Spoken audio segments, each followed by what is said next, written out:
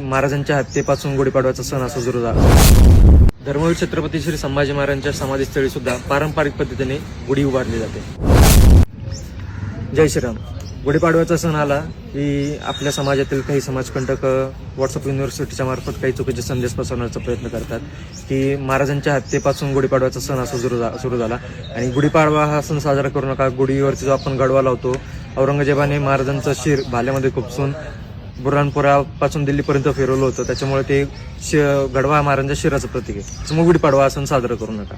तर मुळात 3 गोष्टी आहेत. पहिली म्हणजे गुढीपाडवा हा सण सुरू कधी झाला.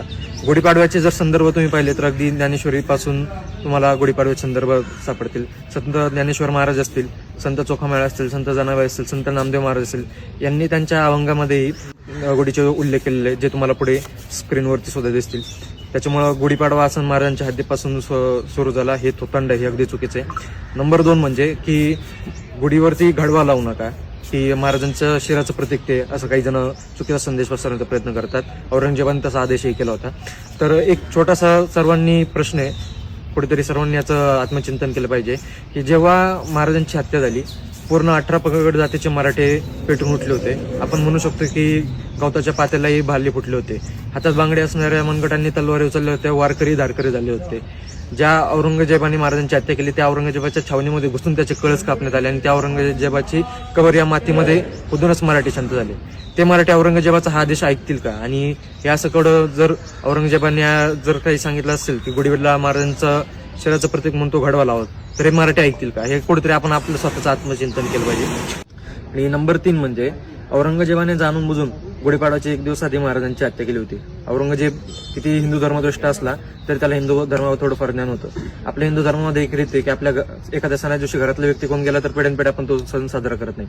आणि हिंदूंचा गुढीपाडवा हा सण म्हणजे नववर्ष हे कायमस्वरूपी कडू व्हावं यासाठी जाणून औरंगजेबाने महाराजांची हत्या गुढीपाडव्याच्या 1 दिवस आधी केली. आणि जर आपण आज आपला गुढीपाडवा सण पारंपरिक पद्धतीने साजरा करत नाहीये तर आपण कुठेतरी औरंगजेबाचा विचार जिंकून देतोय. तर सर्वांना विनंती आहे, आपली गुढी ही पारंपरिक पद्धतीनेच उभारा. त्याच्यावरती गाडवा लावा, साडी लावा, गाठी लिंबाचा ढगाळ लावा. गुढी म्हणून काही जण आता भगवा ध्वज लावण्याचा काही प्रकारात उघडकीस आलाय, काही ठिकाणी निदर्शनास आले. तर असं करू नका. भगव्या ध्वजाचा मान सन्मान काहीतरी वेगळा आहे. तुम्हाला भगवा ध्वज घरावरती लावायचा असेल तर 365 दिवस लावा. महाराजांना आठवायचं असेल तर 365 दिवस आठवा. 1 दिवसापुरतं महाराजांना आठवू नका.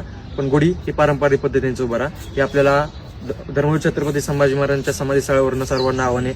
आणि धर्मवीर छत्रपती संभाजी महाराजांच्या समाधीस्थळी सुद्धा गुढी उभारली जाते, हे सर्वांनी नोंद घ्यावी.